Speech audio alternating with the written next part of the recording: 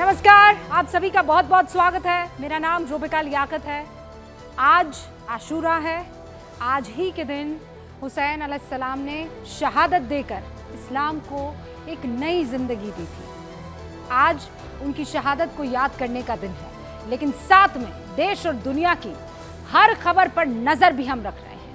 News 18 India से बातचीत में अब से कुछ देर पहले उत्तर प्रदेश के मंत्री संजय निषाद ने एक बड़ा दावा किया है। संजय निषाद ने कहा है कि हम बीजेपी का साथ पूरी ताकत के साथ देने वाले हैं। विपक्ष उत्तर प्रदेश में भ्रम फैला रहा है। योगी आदित्यनाथ हमारे अभिभावक हैं। संजय निषाद ने अब से कुछ देर पहले न्यूज़ 18 इंडिया से बातचीत में यह बात कही है। मंत्री संजय निषाद 29 मंत्रियों में शामिल हैं जिन्होंने आज बैठक में उत्तर प्रदेश के मुख्यमंत्री योगी आदित्यनाथ के साथ चर्चा की थी।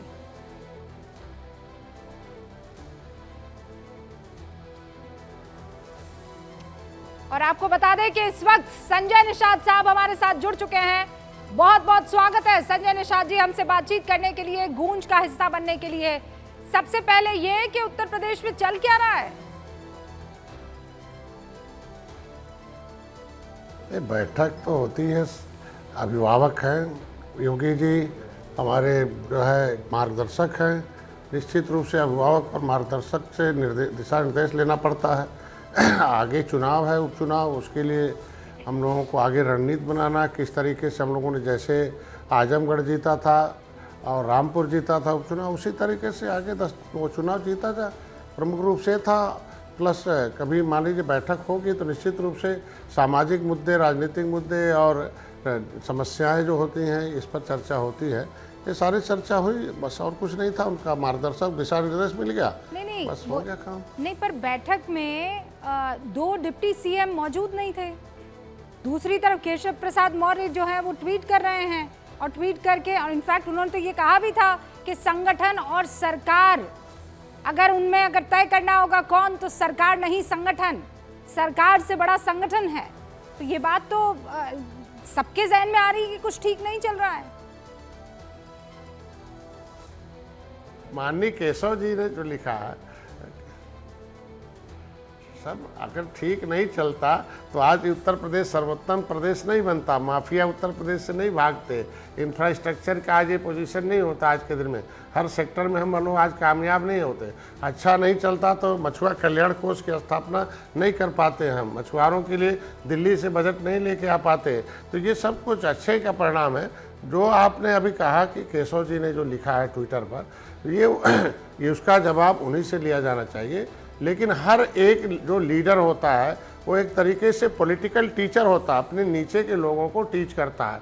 और पॉलिटिक्स, राजनीति कहती है कि history is the mother of politics, movement is the father of politics. राजनीति यही कहती है कि जो देश है, संविधान, लोकतंत्र सबसे ऊपर है। लोकतंत्र के अंदर कई प्रणाली है, जो है हमारी कार्यपालिका, विधायिका, न्यायपालिका, मीडिया है। इसमें जो है देश संविधान और कानून से चलता है। समाजशास्त्र और राजनीति पर लेसन हमको देने लग गए। ये तो हमको मालूम ही है संजय जी, ये तो हम सब जानते हैं। लेकिन आप ये बताइए ना कि सरकार और संगठन में क्या कुछ ठीक नहीं चल रहा है? हाँ, आप दूसरी पार्टी से ताल्लुक रखते हैं, लेकिन उनका ऐसे ट्वीट करना और इस तरीके की खबरें आना कि सब वहां पर ठीक नहीं है, यूपी में कुछ बड़ा होने वाला है। हमेशा अधूरी जानकारी खतरनाक होती है। हमेशा राजनीति में नए वोटर आते हैं, नए कार्यकर्ता आते हैं, वो राजनीति के बारे में नहीं बताया जाएगा कि कार्यकर्ता की भूमिका क्या है, कार्यकर्ता कितना बड़ा होता है, शक्तिशाली होता है, उसका क्या महत्व होता है। कार्यकर्ता रीढ़ की हड्डी होती है, किसी पार्टी का दिल होता है। तो उसके कार्यशाला में कार्यकर्ता हमारी विचारधारा को गांव में ले जाता है। किसी भी सत्ता में आने के लिए संगठन की शक्ति चाहिए और कोई जनता का समर्थन चाहिए, नेता का दांव पेच चाहिए। 3 शक्ति होगी तभी तो होता। हाँ, नहीं, वो तो मैं समझ गई कि भाई ये शक्ति बहुत जरूरी है, लेकिन ये शक्ति नहीं थी तभी तो खराब प्रदर्शन रहा ना उत्तर प्रदेश में। आप तो कह रहे थे 80 में 80 लेकर आएंगे, लेकिन प्रभु 30 पार जाने में सांस फूल गई थी। ये बात भी तो सच है ना। और इसीलिए ये कहा गया कि कुछ ठीक नहीं है। आप जवाब ही देने से कतरा रहे हैं। क्यों ऐसा हुआ इतना खराब प्रदर्शन? हमको जहां तक आया है अब तक के रिजल्ट में कारण हार के कई जगहों पर अलग अलग थे, लेकिन प्रमुख कारण ये रहे कि विपक्ष भ्रम फैलाने में, झूठ बोलने में, आरक्षण का भय दिखाने में, संविधान खत्म हो जाएगा खतरे में है, और मोदी और अमित शाह जी का वीडियो जो है एडिट करके वायरल करने में कामयाब रहा, आंशिक सफलता उसे मिली। मैं इतने कहना चाहता हूं कि अगर हमें पूर्ण विश्वास था कि हम लोग सत्ता में आएंगे, मोदी प्रधानमंत्री बनेंगे, अगर हम झूठ बोल दें तो जवाब देना पड़ता। विपक्ष को तो पता ही था कि हमें जीतना नहीं है, सत्ता में आना है, तो झूठ बोल के वोट ले लो। अब जनता समझ रही है कि 8,500 नहीं मिल रहा खटखट, आज मिल रही है 1 लाख नहीं मिलेगा, तो ये अब समझ रही है कि संविधान में जिसको आरक्षण नहीं मिला, और अब निषादों को लगा भाई हमें तो आरक्षण है ही नहीं, तो हमारे लिए तो आरक्षण की डॉक्टर साहब लड़ाई लड़ रहे हैं, और इनकी विपक्ष तो इनकी फाइल गायब कराती है, इनको आरक्षण से उनको गुमराह करके देती है। ये चीज़ें अब जनता समझ रही है, तो इसलिए एक बार तो कामयाब हो गए, दोबारा नहीं होना पाएंगे। नहीं, अच्छा ठीक है, तो ये बताइए फिर ये जो खबरें आ रही हैं कि उत्तर प्रदेश के मुख्यमंत्री योगी आदित्यनाथ को उनकी कुर्सी से हटाया जा सकता है, क्या ये सच है? क्या वो हटेंगे अपनी कुर्सी से? हटाया जाएगा उनको? यार हमारे गार्जियन अभिभावक हैं, और आज के दिन में भारतीय जनता पार्टी के ने उनके बना के रखा, दिया है, नेतृत्व दिया, उन्होंने काम किया है, आज काम करके दिखाया है। माफिया खत्म हो गए, दहशतगर्द खत्म हो गए, गुंडागर्दी खत्म हो गई है, ये सब खत्म हुई है आज के दिन में। ये सब चीज़ें हैं, ये सवाल आपका इस प्लेटफार्म पर उचित नहीं है, हमसे पूछना उचित नहीं है। मैं सहयोगी दल हूँ, हमेशा सहयोग में रहूँगा, घाटे में भी साथ रहूँगा और फायदे में साथ रहूँगा, ये मित्र का काम होता है। त्रेता में भगवान राम ने भी उस जंगल में दर्द सहना, विपक्ष के कहने पर और विपक्ष के उसके पास कुछ रह नहीं गया है, खाली जो है उलझाने और लोगों को भ्रम में डालने के लिए कि वो जो झूठ बोले हैं, भ्रम किए हैं, जो लूटे हैं वोट, मोदी और अमित शाह के जो वीडियो है वो एडिट करके चलाए हैं, वो जनता उससे भ्रमित रहे, उससे दूर हो जा, उसे निगाह भटकाने देंगे, उससे निगाह भटकाने के लिए महत्वपूर्ण सवाल थे, लेकिन चूंकि आप राजनीति के माहिर खिलाड़ी हैं, आपने उसे गोल गोल घुमा दिया है। लेकिन आपने एक बात कह दी है कि चाहे बुरा वक्त हो कि अच्छा वक्त हो, हम पार्टी के साथ रहने वाले हैं, और आप ये भी कह रहे हैं कि वो गार्जियन है उत्तर प्रदेश के मुख्यमंत्री, भ्रम फैला रहा है विपक्ष। बहुत बहुत शुक्रिया संजय निषाद जी हमारे साथ जुड़ने के लिए। तो संजय निषाद पार्टी के अध्यक्ष हमसे बात कर रहे थे, लेकिन अब जो सवाल है वो सवाल यही है कि बताइए उत्तर प्रदेश में हो क्या रहा है, चल क्या रहा है। केशव प्रसाद मौर्य अलग बैठक कर रहे हैं, योगी आदित्यनाथ अलग बैठक बुला रहे हैं, भूपेंद्र यादव से जेपी नड्डा अलग से मुलाकात कर रहे हैं। 4 दिनों में 5 अलग अलग बैठकें हो चुकी है इस पर बातचीत करने के लिए कि अगले आने वाले दिनों में क्या उत्तर प्रदेश में कुछ बड़ा होने वाला है। कुछ खास मेहमान हमारे साथ जुड़ चुके हैं, उनसे आपका तारुफ करवा देती हूं। इस वक्त यहाँ स्टूडियो में 3 खास मेहमान हमारे साथ जुड़े हुए हैं, जो स्क्रीन पर आपको दिखाई दे रहे हैं। सतीश के सिंह साहब इस वक्त आपको दिखाई दे रहे हैं, वरिष्ठ पत्रकार हैं। विजय जी भी हमारे साथ जुड़े हुए हैं, बहुत बहुत स्वागत है सर आपका। और हमारे साथ यहाँ पर चौगावकर जी भी है, वरिष्ठ पत्रकार है, आप तीनों का बहुत बहुत स्वागत है। और उधर हमारे साथ भारतीय जनता पार्टी के राष्ट्रीय प्रवक्ता राकेश त्रिपाठी जुड़ चुके हैं, समाजवादी पार्टी के राष्ट्रीय प्रवक्ता मनोज काका हमारे साथ जुड़ चुके हैं, और राजनीतिक विश्लेषक शुभ्रास्ता भी इस वक्त आपको स्क्रीन पर दिखाई दे रही है। सबसे पहले राकेश जी, शुरुआत आपसे। ये उत्तर प्रदेश में इतनी चर्चाएं क्या हो रही है भाई, उस पर पूर्ण विराम लगाइए, हमें जानकारी दीजिए। कोई कह रहा है योगी आदित्यनाथ को कुर्सी से हटा दिया जाएगा, कोई कह रहा है कि मौर्य ने अब ये बता दिया है कि संगठन महत्वपूर्ण है, सरकार नहीं है। तो फिर अगर और निषाद अभी कह रहे थे कि ये तो विरोधियों की तरफ से चलाया गया, फैलाया गया भ्रम है, सच क्या है? देखिए रूबिका जी, 24 घंटे का चैनल है, चर्चा होना आवश्यक है, चर्चाएं होती रहती हैं और चर्चा करती हैं, आप तमाम पैनलिस्टों को साथ में आमंत्रित करती हैं, विश्लेषण करती हैं, ये आपका अधिकार है। आप जिस विषय पर विश्लेषण के लिए बुलाएंगे, हम उस विषय पर आपके साथ चर्चा करने के लिए आएंगे। लेकिन ये किसने कहा है कि नेतृत्व का परिवर्तन होने जा रहा है? ये किसने कहा है कि मुख्यमंत्री हटाए जाने वाले हैं? ये किसने कहा है कि कोई फेरबदल होने जा रहा है? ये किसी ने नहीं कहा है। ये बातें कपोल कल्पना के आधार पर गढ़ी गई है। ये उत्तर प्रदेश को लेकर के इस प्रकार की चर्चाएं कोई पहली बार नहीं हो रही है, ये बारंबार इस प्रकार की चर्चाएं की जाती हैं और नतीजा सिफर होता है। कोई फेरबदल नहीं होने जा रहा है, मैं इस बात को स्पष्ट तौर पर, आधिकारिक तौर पर कह रहा हूं। उसके बावजूद बार बार इस तरह की बातें कह करके एक वातावरण खड़ा करने का प्रयास करता है। भारतीय जनता पार्टी एक लोकतांत्रिक संगठन है, जिसमें राज्य का नेतृत्व अपने पार्टी के केंद्रीय नेतृत्व के साथ परामर्श करने के लिए समय समय पर मिलता रहता है। इस समय पूरे देश भर में एक पेड़ अपनी मां के नाम पर लगाने का एक बड़ा अभियान चल रहा है। अब मेरे पर तो आपने फौरन क्वेश्चन मार्क लगा दिया कि 24 घंटे का चैनल है, आपको खबरें दिखानी है। भाई आप भी तो 24 घंटे राजनीति कर रहे हैं ना। अब हमने ही थोड़ी कहा था केशव प्रसाद मौर्य से कि वो 3 बार हाथ उठाकर ये कहे कि सरकार से बड़ा नहीं, सरकार से बड़ा है संगठन, सरकार बड़ी नहीं होती है। हमने थोड़ी कहा था केशव प्रसाद मौर्य से कि आप ट्वीट डिलीट कर दीजिए और फिर उसको अपने ऑफिशियल ट्वीट से ट्वीट कर दीजिए। हमने थोड़ी कहा था। अब त्रिपाठी जी जब 2+2 हो रहा है तो हम तो 4 करेंगे ना। हाँ, नहीं बिल्कुल आप करिए, आपका अधिकार है, मैंने मना नहीं किया है। मैंने तो पहले ही कहा था विश्लेषण करने का, चर्चा करने का आपका अधिकार है, आप करेंगे। देखिए एक शाश्वत सत्य की तरह से हम इस बात को स्वीकार करते हैं ना कि लोकतंत्र का चौथा स्तंभ पत्रकारिता है, पत्रकार लोकतंत्र का चौथा स्तंभ है। हाँ। ये कहीं लिखा हुआ नहीं है, लेकिन हम इसको स्वीकार करते हैं। ऐसे ही संगठन सरकार से बड़ा है, ये कहीं लिखा हुआ नहीं है, लेकिन हम इसको स्वीकार करते हैं और बार बार दोहराने का काम करते हैं। ये कोई पहली बार केशव प्रसाद मौर्य जी ने कह दिया है, कोई नई थ्योरी दे दी है, कोई नया शोध कर दिया है, ऐसा नहीं है। ये बात पार्टी के हर कार्य समिति की बैठकों में जब भी कार्यकर्ताओं से संवाद होता है तो बार बार ये बातें कही जाती हैं कि सरकार तो आएगी और जाएगी, लेकिन संगठन स्थायी है। संगठन की मजबूती के कारण ही सरकार का निर्माण होता है और सरकार में बैठे हुए सारे लोग एक न एक समय संगठन से ही निकल कर जाते हैं। बात है, लेकिन अगर आकर कहना पड़ जाए चौथा स्तंभ तो इसके पीछे कोई तो वजह रही होगी ना, कुछ तो हो रहा होगा और उसी को समझने की कोशिश है।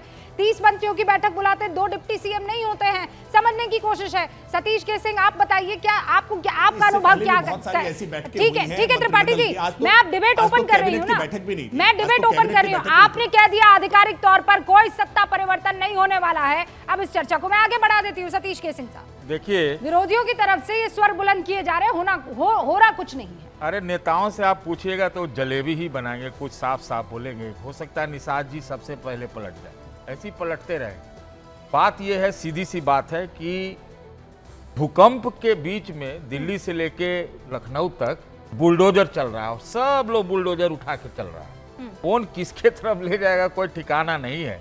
लेकिन भाजपा के भीतर आपने देखा होगा कि पिछड़े मंत्रियों, अगर उसकी एक कैटेगरी बनाई जाए तो उनकी आवाज ज्यादा गूंज रही है। और योगी जी के बारे में कहा जाता है कि वो टी सीरीज के जो हिंदू पिरामिड है उसमें एक दबंग मुखिया है। टी सीरीज बोला जाता है उनके बारे में। तो लग रहा है कि उत्तर प्रदेश जो श्वास न लिया भारतीय जनता पार्टी, 10 चुनाव है, मेक और ब्रेक है योगी जी के लिए या भाजपा के लिए भी। तो लग रहा है कि कुछ न कुछ होगा, भले मंत्रिमंडल में फेरबदल हो, भले कुछ हो सकता है योगी जी ही बदल दिए जाएं। अब इस बार जैसे कि 2-2 दिन में 3-3 दिन में जो है केशव मौर्य दिल्ली पहुंच जा रहे हैं भाई। अब सुना है इस बार तो सुने कागज पत्र लेके आए थे, हमको कल कोई बता रहा था। तो कुछ तो होगा, कुछ तो होगा। अब तो देखिए अखिलेश त्रिपाठी जी देखिए ठहाके लगा रहे हैं, आप कह रहे हैं कुछ तो होगा और त्रिपाठी जी अपने ठहाके लगा कर एक चीज और सुन लीजिए, लखनऊ वाले दिल्ली पर और दिल्ली वाले लखनऊ पर है कि नहीं, समझ लीजिए ये कंपन कहाँ कहाँ हो रहा है। भूकंप का उधर से इधर आ रहा है, इधर से उधर जा रहा है, पता नहीं लग रहा है। और क्या होगा इसका कौन सा भूकंप, किस तरह की कंपन, शुभ्रास्ता कोई जानकारी आपको हाथ लग रही है? लेकिन के हम सिर्फ यहाँ चर्चा करेंगे और जो होना है वो हो जाएगा।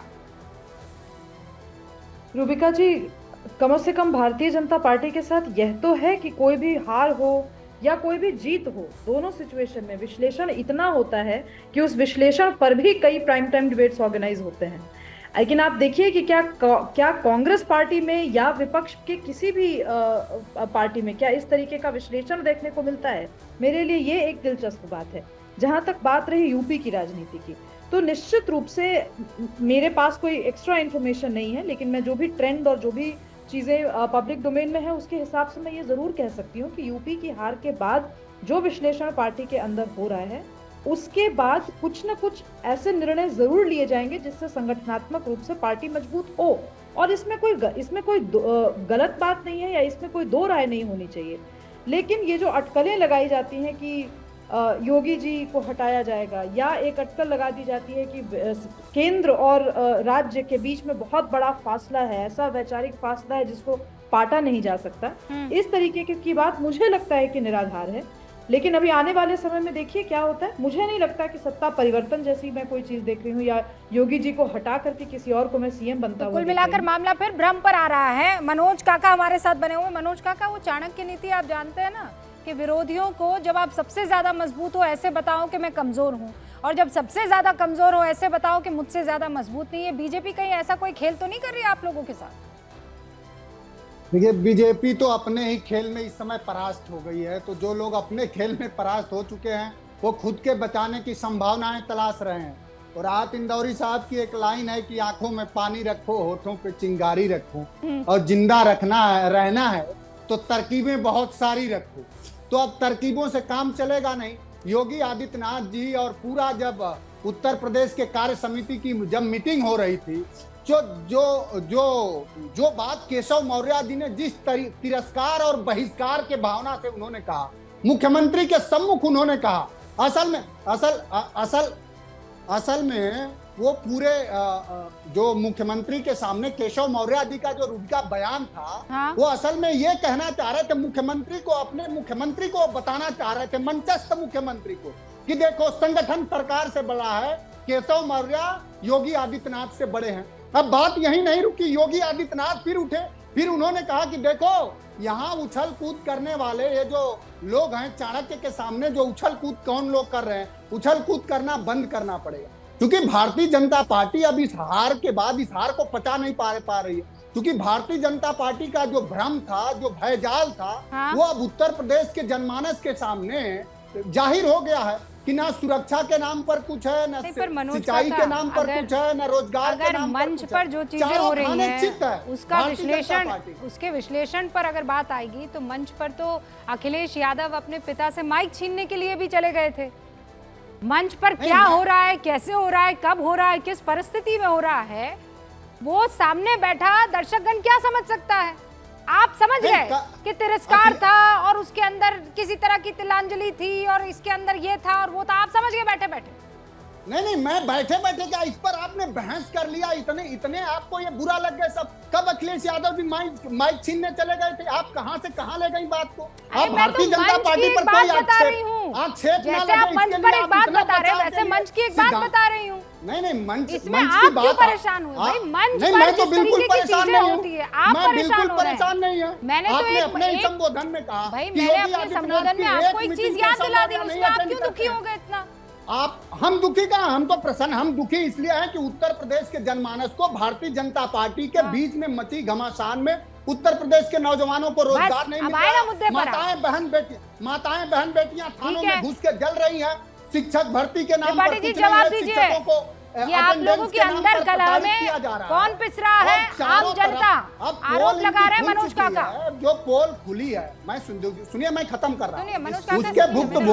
उसके भुक्तभोगी राकेश त्रिपाठी स्वयं, राकेश त्रिपाठी कल स्वयं केशव मौर्य की तरफ तुरंत पलटी मार देंगे, क्योंकि पलटी मारने में इन लोगों को महारत हासिल है। ये तुरंत कल केशव मौर्य का चारण संपना और कीर्तन गाने लगेंगे कि हमारे जैसा, इनके जैसा मुख्यमंत्री। आप लगातार नाम बोलते रहोगे, गाथा गाते रहोगे, जो मन में आएगा, जो मुंह में आएगा बोलते रहोगे, ऐसे नहीं चलेगा ना।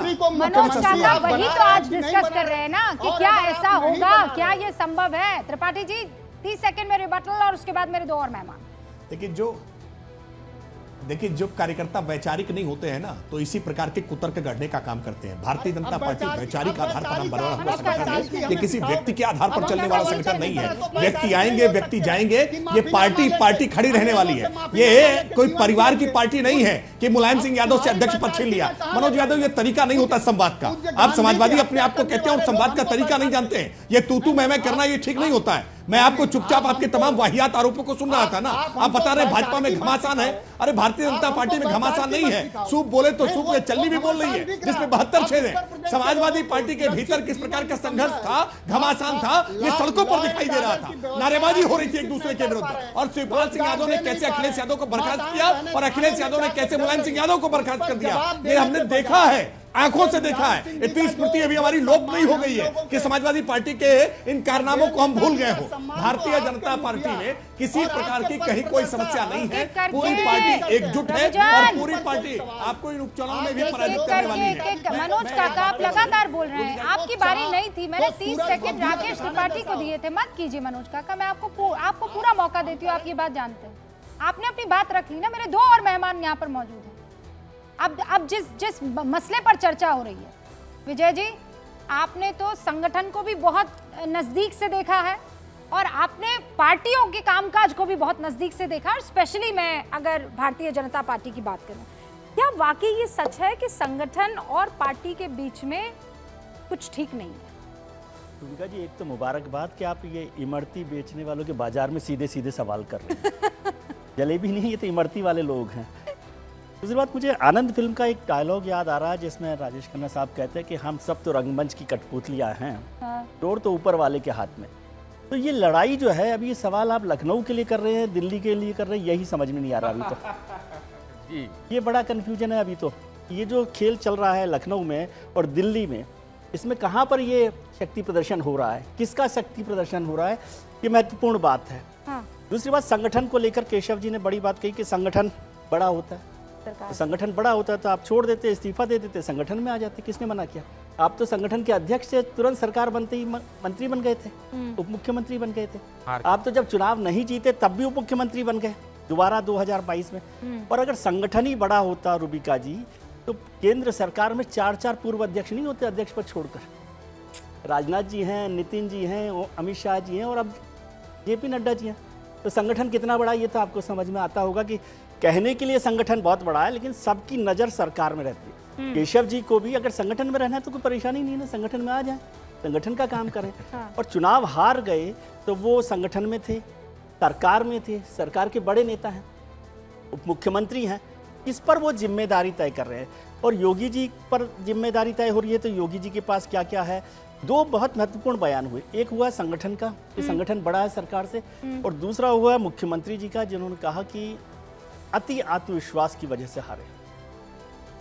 नहीं पता किसके लिए वो कह रहे हैं, किसका अति आत्मविश्वास। अभी जलेबिया बात करें, सीधे बोलिए ना किसके लिए वो कह तो सीधा इमरती। और राकेश त्रिपाठी इस बीच उंगली उठाकर आपसे शायद कुछ वार्तालाप करना चाह रहे हैं। और चौगाकर जी, फिर मैं आपका रुख करती हूँ। हाँ त्रिपाठी जी। नहीं, मैं इतनी बात केवल विजय जी कहूंगा, सरकार से संगठन में जाना या संगठन से सरकार में जाना, ये किसी व्यक्ति का व्यक्तिगत निर्णय नहीं होता है कि वो तय कर लेगा कि इस्तीफा देकर के चला जाएगा। ये भी पार्टी ही भूमिका तय करने का काम करती है। जगत प्रकाश नड्डा जी पहले भी भारत सरकार के स्वास्थ्य मंत्री रहे हैं, संगठन ने तय किया कि उनको संगठन का दायित्व निभाना है, पार्टी के अध्यक्ष की भूमिका मिली। उत्तर प्रदेश में स्वतंत्र देव सिंह जी परिवहन मंत्री थे योगी सरकार के पार्ट 1 में, लेकिन संगठन ने तय किया कि उनको अध्यक्ष की भूमिका निभानी है, भारतीय जनता पार्टी के अध्यक्ष बने। फिर संगठन ने भूमिका तय की कि उनको फिर सरकार में जाना है, तो अब जल शक्ति मंत्री है। संगठन में कौन काम करेगा, सरकार में कौन काम करेगा, ये पार्टी संगठन ही तय करने का काम करता है। और इसलिए हम कह रहे हैं कि संगठन सर्वोपरि है, इस बात को लेकर के कोई डिबेट नहीं हो सकती है। संगठन सबसे ऊंचा है, संगठन तय करता है, संगठन निर्णय करता है, इसमें कोई सवाल जवाब नहीं हो सकता है। ये शाश्वत सत्य है। आत्मविश्वास किसका, किस तरफ इशारा हो रहा था, ये सवाल क्यों उठ रहे हैं राकेश जी? अति आत्मविश्वास तो देखिए रूबिका जी, आपके साथ डिबेट्स में चुनाव के दौरान भी मैं कई बार बहुत आत्मविश्वास के साथ ये कहता था कि विपक्ष की जल गई एकता की रस्सी, यूपी में भाजपा जीतेगी 80 में 80। ये अति आत्मविश्वास के साथ मैं भी कह रहा था। ये सारे कार्यकर्ताओं को इस बात का अति आत्मविश्वास था कि नरेंद्र मोदी सरकार की गरीब कल्याण नीतियों के कारण और उत्तर प्रदेश में मजबूत कानून व्यवस्था के कारण हमारे पास डबल इंजन की सरकार है, इतना सारा काम किया है, हम इस बार 100% उत्तर प्रदेश की सारी सीटें जीत लेंगे। क्योंकि हमारे पास मॉडल था कि उत्तर प्रदेश कैसे उत्तराखंड में जीत लेते हैं, हिमाचल में जीत लेते हैं, दिल्ली में जीत लेते हैं, मध्य प्रदेश में जीत लेते हैं, गुजरात में जीत लेते हैं, यूपी में भी जीत लेंगे। बड़ा लक्ष्य तय किया था। अच्छा, 14 में लक्ष्य पूरा किया, आपकी मान लीजिए कि उत्तर प्रदेश और पश्चिम बंगाल ये 2 वो राज्य थे जहां आपकी स्ट्रैटेजी एकदम ऑन द मूव गिर गई। यानी अंदर खाने कुछ ठीक नहीं था ना, वरना बाकी सब जगह आपने जो कभी किला ढाया नहीं वो ढा दिया, आप जहां पैठ नहीं कर पाते थे वहां पैठ कर दी। लेकिन वो जो आपका अपना राज्य था, सबसे बड़ा सूबा था, डबल इंजन की मजबूत सरकार थी, योगी आदित्यनाथ का एक अलग रुतबा, मोदी का अलग रुतबा, और वहां 80 में से अगर आप 30 पार करने में हाफ जाते हैं तो फिर तो सवाल उठेंगे ना, कुछ तो गड़बड़ी रही होगी ना। इनको इतना क्यों आप व्याख्यायित कर रहे हैं रुतबा? हम इसको स्वीकार झूठ करने बोलने से कहाँ वाले पीछे का हट रहे कौन रुतबा हैं? होता हम है? इसको बस स्वीकार झूठ करने से बोलना पीछे है। भी नहीं हट रहे हैं, हम नहीं, तो नहीं, इंट्रोस्पेक्शन झूठ- करने की बात कर रहे और हैं, कागज हम तो चुनाव समीक्षा करने की बात कर रहे हैं। हम मनोज जी, अटल एक जी की इस सेकंड बात रुकिए। को, हम अटल बिहारी ना, वाजपेयी जी की रुतबा बात को था तो ऐसा याद रुतबा- करते हैं। झूठों के रुतबा- ठेकेदारों की अरे सरकार है। रुतबा शब्द अगर इस्तेमाल मनोज होगा काका, तो क्यों ये तरीका ठीक आपको नहीं क्यों होता। मनोज परेशानी काका होगी? संवाद कैसे भाई कर रहे हैं? पावर है अगर आप किसी के व्यग्र ना पास, हो। कुर्सी मैं है पूछ रहा किसी हूँ के कि पास, आप बताओ बड़े कि फैसले 2014 लिए में किसी ने, को आप तो अलग वो से रुतबा तो समझ होगा ही लीजिए। ना। नौजवानों को एक सेकंड, एक रोजगार बड़ी कब खबर, मिलेगा? बड़ी उत्तर खबर, प्रदेश आप में- यहाँ रुतबे की बात कर रहे हैं और दो रुतबेदार व्यक्तित्व इस वक्त मुलाकात कर रहे हैं। प्रधानमंत्री नरेंद्र मोदी से मुलाकात करने के लिए गृह मंत्री अमित शाह इस वक्त उनके घर पहुंचे हैं। लोक कल्याण मार्ग पे मुलाकात करने के लिए प्रधानमंत्री आवास पर पहुंचे हैं अमित शाह। किस मसले पर चर्चा होगी, क्या बात होगी? क्योंकि उत्तर प्रदेश में सियासी हलचल के बीच ये बड़ी खबर है। अब से कुछ देर पहले उत्तर प्रदेश के भारतीय जनता पार्टी के अध्यक्ष भूपेंद्र चौधरी जो हैं, वो प्रधानमंत्री नरेंद्र मोदी से मुलाकात करने के लिए पहुंचे थे। चौगाकर जी, समीर जी, ये यूपी सियासी हलचल के बीच दो लोगों की मुलाकात। देखिए, प्रधानमंत्री मोदी और अमित शाह की मुलाकात होती रहती है, लेकिन इस समय मुलाकात हो रही है तो कई कारण हो सकते हैं। पार्लियामेंट का सेशन शुरू हो रहा है, अभी बजट सत्र शुरू हो रहा है 2-4 दिन के बाद, तो कैसे विपक्ष को साधना है उस पर चर्चा हो सकती है। ये भी हो सकता है कि बंगाल में कुछ संगठन को लेकर बैठकें हो रही है, उसको लेकर हो सकता है। कल अमित शाह जी हरियाणा गए थे, उसका वो फीडबैक दे सकते हैं कि उन्हें वहाँ पर चर्चाओं से क्या निकल कर आया है। मुझे लग रहा है कई विषय होंगे, सिर्फ उत्तर नहीं, तो प्रदेश का आप विषय मेरे नहीं एक सवाल होगा। का जवाब दीजिए, क्या उत्तर प्रदेश में सच में कुछ बड़ा होने वाला है कि हम सिर्फ ये चर्चा कर रहे हैं और कुछ नहीं? लेकिन निश्चित रूप से मुझे लग रहा है उत्तर प्रदेश के अंदर जिस तरीके से परिणाम भारतीय जनता पार्टी के लिए आया है वो निश्चित रूप से चिंता का विषय है। और अब जिस तरीके से उत्तर प्रदेश में हार हुई है तो उसके उपाद पार्टी विचार कर रही है। मुझे लग रहा है कुछ पार्टी निर्णय लेगी, लेकिन अगर ये मान के चल रहे हो कि इसमें योगी आदित्यनाथ का इस्तीफा हो जाएगा तो मुझे लगता है ये बिल्कुल भी नहीं होने वाला है। योगी आदित्यनाथ सबसे लोकप्रिय मुख्यमंत्री और बने रहेंगे। और जिस तरीके से भारतीय जनता पार्टी के अंदर भी बात हो रही थी कि आत्मविश्वास की, तो आत्मविश्वास तो रहेगा ना। समीर जी, 2014 में एक मिनट कंप्लीट माफ कीजिएगा, केंद्र नेतृत्व की तरफ से ये आया है जिसे कहते हैं गाइडलाइंस, कि देखिए आपस में मत लड़िए, बड़बोलापन जो है उस पर थोड़ा काबू रखिए, आपको साथ में चुनाव लड़ना। ये बातें कहने की क्यों आवश्यकता पड़ जाती है? यहाँ हम में से कोई भी छोटा बच्चा नहीं है कि इस तरीके की गाइडलाइंस को वो ओवरलुक कर देगा कि नहीं नहीं ऐसे ही है, सब जगह गाइडलाइंस आती है। ये गाइडलाइंस आने का मतलब तो है ना कि कुछ ठीक नहीं है। देखिए, इसमें कोई दो राय नहीं कि जिस तरीके से परिणाम है उसके बाद संगठन और सरकार के बीच में जो आपसी सामंजस्य नहीं था पिछले समय से, वो निखर कर आया। और जिस तरीके से केशव प्रसाद मौर्य का जो बयान आया और जो उन्होंने जो ट्वीट किया है कि संगठन सरकार से बड़ा होता है, मुझे लगता है कि जिस तरीके से 2017 में योगी आदित्यनाथ मुख्यमंत्री बने, केशव प्रसाद मौर्य को लग रहा था कि भाई मैं प्रदेश अध्यक्ष था, मेरे मुख्यमंत्री बनने की संभावना ज़्यादा थी, अचानक योगी आदित्यनाथ टपक जाते हैं। और योगी आदित्यनाथ का जिस तरीके से कार्यकाल रहा है लगातार 2017 से 2022 में उनके नेतृत्व में चुनाव लड़े, प्रचंड जीत मिली। और योगी आदित्यनाथ इसे लॉ एंड ऑर्डर को लागू किया, एक बहुत बड़े लोकप्रिय मुख्यमंत्री बने। तो केशव प्रसाद मौर्य को अभी लग रहा हुआ कि अब इस तरीके से परिणाम जो आए तो इसका ठीकरा योगी आदित्यनाथ पे फोड़ा जाए। ये बताया जाए कि योगी आदित्यनाथ की ने जिस तरीके से प्रदेश के अंदर सरकार चलाई है, जिस तरीके से ब्यूरोक्रेसी हावी रही है, जिस तरीके से कार्यकर्ताओं की सुनवाई नहीं हो रही है, जिस तरीके से विधायकों और सांसदों को सुनवाई नहीं हो रही है, तो कहीं ना कहीं योगी आदित्यनाथ जिम्मेदार है। अब किसी ना किसी को तो ठीकरा फोड़ा जाएगा। तो मुझे लग रहा है कि राजनीतिक स्कोर सेटल करने की कोशिश है। केशव प्रसाद मौर्य योगी आदित्यनाथ या किसी और को उसका टारगेट करेंगे, कोई नेता किसी और को टारगेट लेकर चलेगा कि इनके कारण ये हारी हुई है। तो बेसिकली ये स्कोर सेटल करने का इशू है। स्कोर सेटलिंग हो रही है, ये बात तो मान लीजिए ना। देखिए, मैं एक अनुरोध के साथ कहूंगा, मैं प्रोफेशनली एडवोकेट हूं और एडवोकेट के नाते जब हम ट्रायल में जाते हैं ना तो पुलिस अपनी थ्योरी में अपनी चार्जशीट में लिख करके लाती है मुखबिर खास की सूचना पर हमने वहां पर दबिश दी और ये बरामद किया। कभी कोर्ट ये पूछती नहीं है कि आपका मुखबिर कौन था। हाँ। ऐसे ही पत्रकार अभी सतीश के सिंह जी ने कहा कि किसी ने कल मुझे बताया कि वो कागज लेकर आए थे। अब ये किसने बताया, ये सूत्र है ना, इस सूत्र के बारे में हम लोग को कोई जानकारी हो नहीं पाती है और पूछा भी नहीं जा सकता है। आपका सूत्र गोपनीय हो सकता है, लेकिन कई बार ये सूत्र बड़े अविश्वसनीय होते हैं, ये कपोल कल्पित कथाएं होती हैं और कई बार इन सूत्रों के बीच में विपक्षियों की बड़ी छेड़छाड़ होती है और विपक्षी अपना एजेंडा पकड़ा देते हैं। मैं फिर इस बात को स्पष्ट कर रहा हूं, भारतीय जनता पार्टी में किसी प्रकार का कोई इस प्रकार का घमासान नहीं है, कोई कलह नहीं है, कोई वर्चस्व की जंग नहीं है। भारतीय जनता पार्टी में लोकतांत्रिक ढंग से अपनी बात कहने का सबको अधिकार है और सब अपनी बात उचित फोरम पर कह रहे हैं। कहीं किसी प्रकार की कोई समस्या नहीं है। हम भारतीय जनता पार्टी के कार्यकर्ता अटल बिहारी वाजपेयी की उस लाइन से हमेशा सीखते हैं कि भाजपा का कार्यकर्ता या तो जीतता है या सीखता है। हमें अपेक्षित परिणाम नहीं मिले, हम इससे सीख रहे हैं। लेकिन ये एक सपा वाले कभी सीखे क्या? 3 सीटें केवल जीत करके आए थे परिवार की 2019 के बड़े गठबंधन के बाद। 2014 हारे, 17 हारे, 19 हारे, 22 हारे, पंचायत हारे, निकाय हारे। बड़ी मुश्किल से एक बिल्ली के भाग्य से छींका टूटा है। इतना आह्लादित है, इतने आत्ममुग्ध हो गए हैं कि सारी हवा इनके पक्ष में चल रही है। हम उसे जिम्मेदारी के रूप में ले रहे हैं, हम आह्लादित नहीं है और अपना इतिहास ही नहीं जानते हैं। भारतीय जनता पार्टी कभी 2 सीटों की हुआ करती थी। और आपको बता दें, अटल जी जिनका आप नाम ले रहे थे, मेरे लिए भी सम्मानित। अरे हम उत्तरोत्तर चढ़े हैं, हम उत्तरोत्तर चढ़े हैं भाई, हम पतन की तरफ नहीं गए हैं।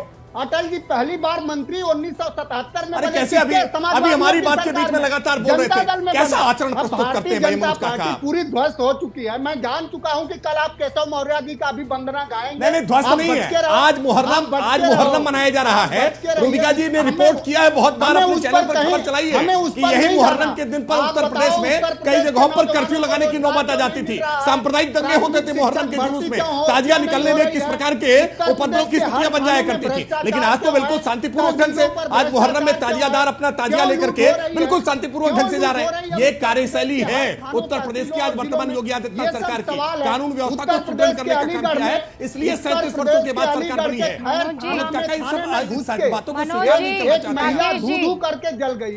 राकेश जी, मनोज जी, आपने सुनिए राजनीति से लेकर सामाजिक मुद्दे आप, अरे मनोज काका सुन तो लीजिए ना। अभी आप उस बात पर तो आप आक्रोशित नहीं हुए थे। आक्रोशित तो आप इस बात पर हुए थे कि फला चुनावों में आपको फला सीटें मिली थी।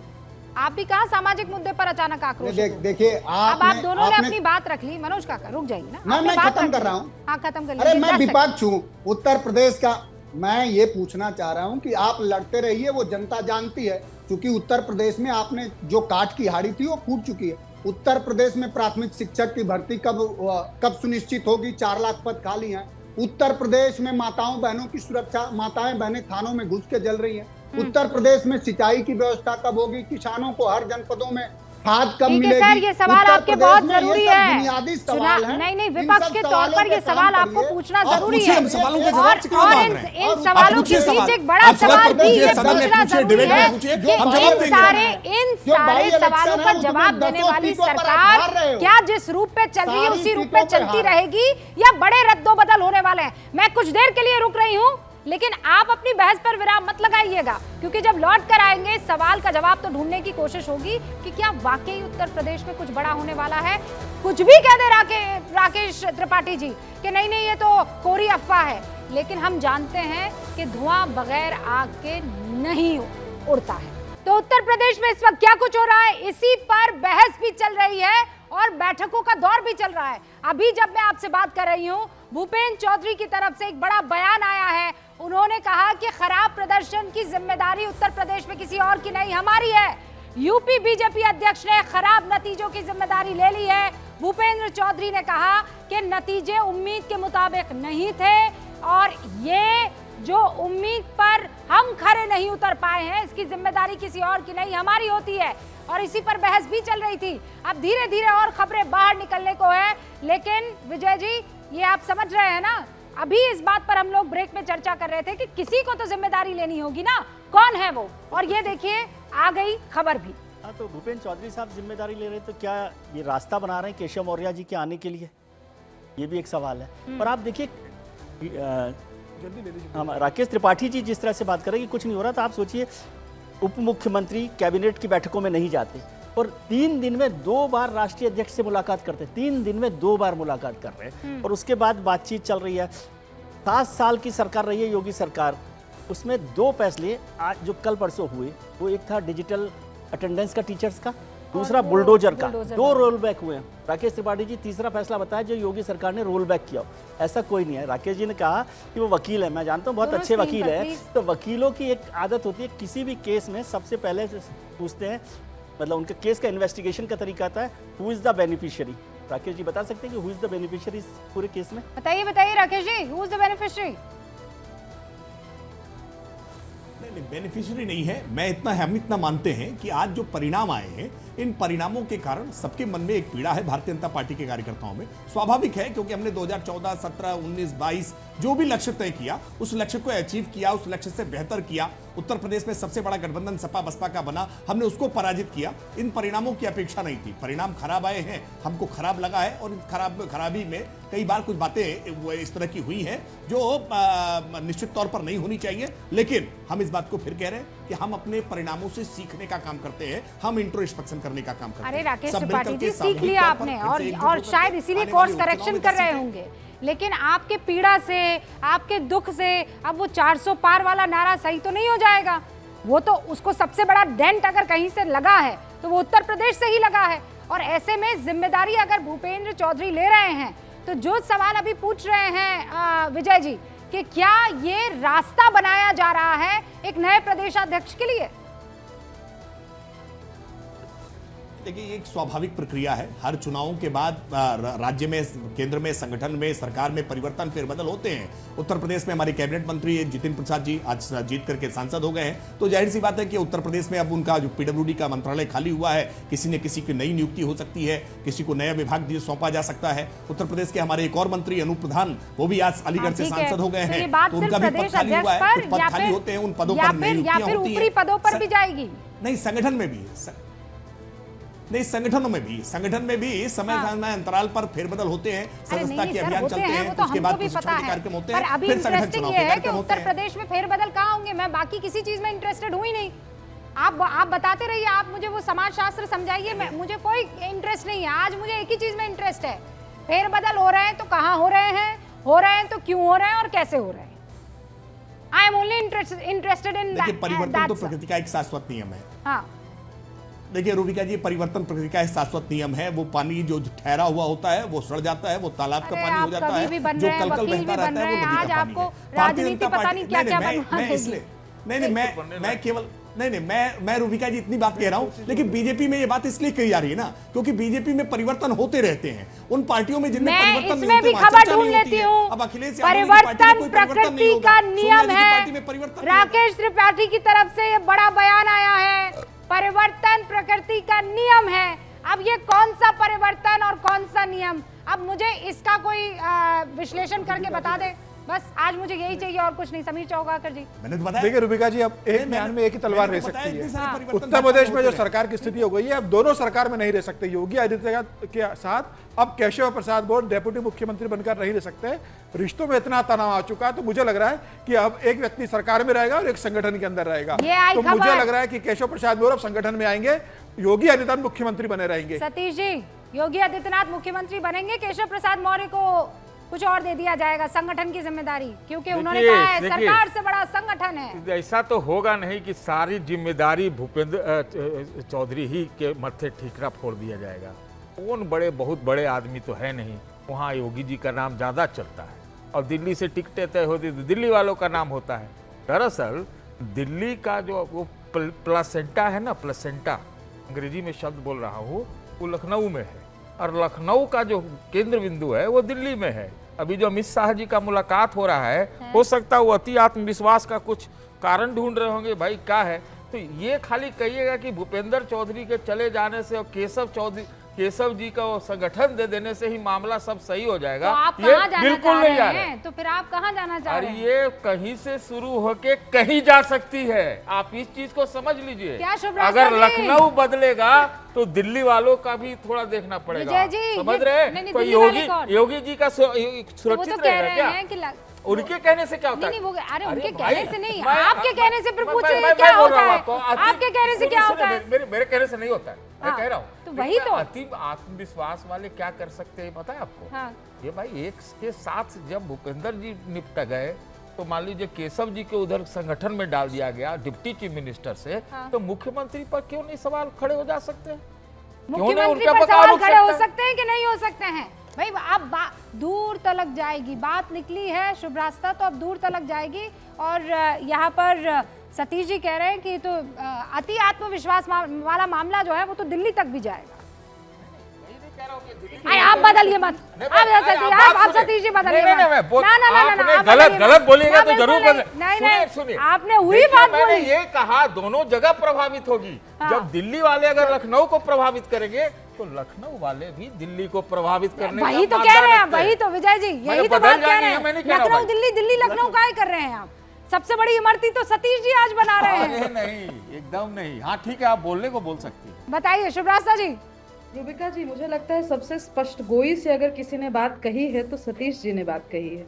ये सिंपल सी बात है, राजनीति में कोई भी व्यक्ति अगर चुनावी राजनीति में उतरा है, अगर संगठनात्मक राजनीति में उतरा है, तो एक्सटर्नल और इंटरनल दोनों तरीके से लड़ाइयाँ होती हैं। ये एक छोटी ये इस बात को इतना हवा क्यों बनाना है भाई? अगर भारतीय जनता पार्टी हो या कांग्रेस पार्टी हो, अगर पार्टी का जो शीर्षस्थ पद है, अगर इतना ही, अगर ऐसे ही किसी को मिलने की बात होती तो कोई समस्या ही नहीं होती ना। 4 कंटेंडर्स होते हैं, उन कंटेंडर्स में से कोई एक बनता है, तो वो जो बाकी 3 कंटेंडर्स हैं उनके साथ प्रथम का जो रिश्ता होगा, जो कि जो शीर्षस्थ पद पे बैठा वो कितना कंफर्टेबल है, उसमें क्या दांव पेच है, ये तो रहेगा ना। इसमें दिक्कत कहाँ है? दिक्कत तब होती है जब आप चुनाव हारते हैं। जब चुनाव हारे हैं, इतनी मीमांसाएं हो रही हैं, उस मीमांसा का कुछ ना कुछ तो निष्कर्ष निकलेगा। अब उस निष्कर्ष, अगर वो निष्कर्ष बहुत एक्सट्रीम होता है तो फिर जो, जैसा कि मैंने कहा, इंटरनल और एक्सटर्नल दोनों तरफ से खींचतान राजनीति का अभिन्न अंग है। तो जो बात सतीश जी कह रहे हैं वो गलत नहीं कह रहे हैं कि अगर किसी एक व्यक्ति पर ठिकरा फोड़ने की कोशिश की जाएगी तो बाकी 4-5 लोग जो राजनीति में है वो किस लिए हैं? राजनीति ही कर रहे हैं ना भाई, उनके अपने लोग हैं, उनका अपना एक मादा है, उनका अपना एक वो एक न्यूक्लियस है, उसके आसपास एक अलग सर्कल। लेकिन उसी राजनीति के चक्कर में शुभ्रास्ता जब नुकसान हो जाता है तो फिर संगठन की तरफ से गाज भी गिरती है ना। अब वो गाज गिरेगी कि नहीं गिरेगी, नहीं गिर सकती है, कितनी कोशिश कर लीजिए, ये सवाल राकेश त्रिपाठी आज की तारीख में इसीलिए पूछे जाएंगे कि कौन लेगा जिम्मेदारी, कौन लेगा। देखिए रूबिका जी, आप स्टूडियो में 4 बहुत वरिष्ठ पत्रकार लोग हैं, चारों लोगों का लंबा दशकों का अपना पत्रकारी अनुभव है। आपने वो दौर भी देखा है यूपीए सरकार के समय में, जब बाद में कुछ टेप्स लीक हुए थे और पता चला था कि सरकार में मंत्री किसको बनना है, उसको विभाग कौन सा मिलना है, नीति क्या होनी है, ये सब भी बैठ करके पत्रकार साथी तय कर लिया करते थे और पत्रकार इस मामले में बाकायदा लॉबिंग किया करते थे। लेकिन भारतीय जनता पार्टी के शासनकाल में ये सारी चीजें बदल गई है। आज स्टूडियो में बैठ करके आप तय कर दीजिए कि केशव प्रसाद मौर्य अध्यक्ष होंगे या भूपेंद्र चौधरी जी का इस्तीफा होगा या मुख्यमंत्री जी बदल दिए जाएंगे, ये सब बैठ करके आप तय कर दीजिए। लेकिन बीजेपी में कुछ इसके आधार पर तय नहीं होगा। राकेश त्रिपाठी हमें सूत्र बता रहे हैं कि वो डिप्टी सीएम बन सकते हैं, तो यकीन मानिए आप कभी नहीं बनेंगे। अब तो ये वाला दौर आ गया है। सूत्र होने लायक नहीं है। मैं इसीलिए कह रहा हूं ना, मैं इसीलिए कह रहा हूं कि आप आकलन करने के लिए स्वतंत्र हैं, आप विश्लेषण करने के लिए स्वतंत्र हैं, लेकिन भारतीय जनता पार्टी में निर्णय क्या होगा ये भारतीय जनता पार्टी का संगठन ही बैठकर तय करेगा, परामर्श करने के बाद तय करेगा। और मैंने जो कहा ना कि चार दीवारी में तय होगा, लेकिन जिम्मेदारी तो तय होगी। कैबिनेट में चले गए तो ओके। इन संवादों में ही राकेश जी ने कई अपनी स्वीकृति दी, उसको आपको समझना चाहिए। एक तो इन्होंने ये कहा कि बदलाव, change is the law of the life, इन्होंने बदलाव को कहा कि प्रकृति का नियम है। असल में एक जो बात है ना कि अपने चेहरे से जो जाहिर है उसे छुपाएं कैसे, तेरे मर्जी के मुताबिक नजर आए कैसे। सच तो यह है कि सूत्रों की खबर है कि राकेश भी उधर मौर्य जी के तरफ ही हैं बेचारे, कल से कीर्तन ये मौर्य जी का ही गाएंगे। सवाल ये है, अरे अपनी चिंता करो, अपनी चिंता करो कि चाचा के साथ हो कि भैया के साथ हो, अपनी चिंता करो मुझका जान चुकी है। हम तो वैचारिक कार्यकर्ता हैं, अब हम तो वैचारिक कार्यकर्ता हैं, अब व्यक्ति के आधार पर नहीं चलते। अब सवाल यह है कि उत्तर प्रदेश के दलितों, पिछड़ों और बहुजन वर्ग के लोगों को अब ये कितना ठगेंगे। उत्तर प्रदेश में 10 उपचुनाव है 10 सीटों पर, उस 10 में रूबिका आपके संज्ञान है तो 7 सीटों पर समाजवादी पार्टी की लोकसभा चुनाव में विजय है। तो अब इनको ढूंढे उपचुनाव के लिए प्रत्याशी नहीं मिल रहे हैं। उधर ये संगठन सोच रहा है कि फिर उपचुनाव हारना है। अखिलेश यादव जी के पीडीए के अवधारणा के आगे उपचुनाव में भी भारतीय जनता पार्टी को मुंह की खानी है, तो उसका ठीकरा किस पर फोड़ा जाएगा? स्कूल मंत्री पर फोड़ा जाएगा? एक और बड़ी खबर आ गई इस बीच। नहीं, और आप बड़ी खबर आप बता ही रही हैं कि अमित शाह नरेंद्र मोदी जी से मिल रहे हैं। उपचुनाव भी बड़ी खबर है सर कि वो उपचुनाव में कौन कितनी सीटें जीतता है, इस पर तो पूरी ताकत जो है वो आजमा ली जाएगी मनोज जी। और वो तो आप पर बार बार ठीकरा फोड़ रहे हैं कि आप लोगों ने झूठ और आप लोगों ने रूमर्स फैलाई, संविधान खत्म हो जाएगा, खतरे में पड़ जाएगा, आरक्षण छिन जाएगा, फेक वीडियोस आपने चलाए। अभी वो संजय निषाद मुझे कह भी रहे थे, अच्छा वैसे एक बड़ी अच्छा, खबर जो रुक मैं जा, देना चाह रही थी रुक बस जा, वो दे आप दूं सवाल किया है, मनोज आपने काका, सवाल किया है, मनोज जवाब काका दीजिए, बस मैं दे दूं, प्लीज जवाब। मैं आप ही का रुख करूंगी। बड़ी खबर यह है कि चुनाव का काम करने वाले कार्यकर्ताओं से मुलाकात करने के लिए कल प्रधानमंत्री नरेंद्र मोदी इसी वक्त 5 बजे बाकायदा हेडक्वार्टर पहुंचेंगे भारतीय जनता पार्टी के और तमाम कार्यकर्ताओं से मुलाकात करने वाले हैं। दिल्ली में भारतीय जनता पार्टी हेडक्वार्टर में कल शाम प्रधानमंत्री नरेंद्र मोदी उन तमाम कार्यकर्ताओं से मिलेंगे जिन्होंने चुनाव में काम किया है। उन सब से मिलकर उन्हें बधाई देंगे, उनका शुक्रिया अदा करेंगे। लेकिन मनोज काका 30 सेकंड में अपनी बात पूरी कीजिएगा प्लीज। देखिए, आपने बहुत सही कहा कि नरेंद्र मोदी जी अपने कार्यकर्ताओं से मिलेंगे, मास्को जाएंगे, लेकिन मणिपुर नहीं जाएंगे।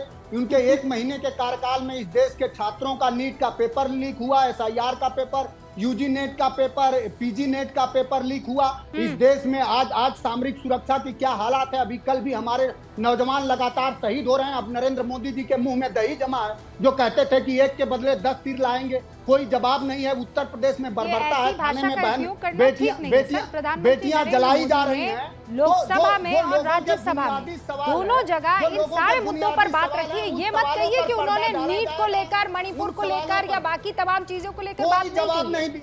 मनोज काका, ये गलत हो जाएगा। अभी जब सेशन था तो उन्होंने ये सारी बातों का खोलकर जवाब दिया है। आपका ये कहना झूठ है कि उन्होंने इस मुद्दे पर मुंह में दही जमा लिया है। उन्होंने बकायदा मणिपुर पर, नीट पर और बाकी तमाम जो मुद्दे आप रख रहे हैं उस पर अपनी बात रखी है। लेकिन जो बात सामने नहीं आ रही है वो उत्तर प्रदेश को लेकर, और उस पर हमारी नजर टिकी हुई है। आप सभी का बहुत बहुत शुक्रिया हमारे साथ जुड़ने के लिए।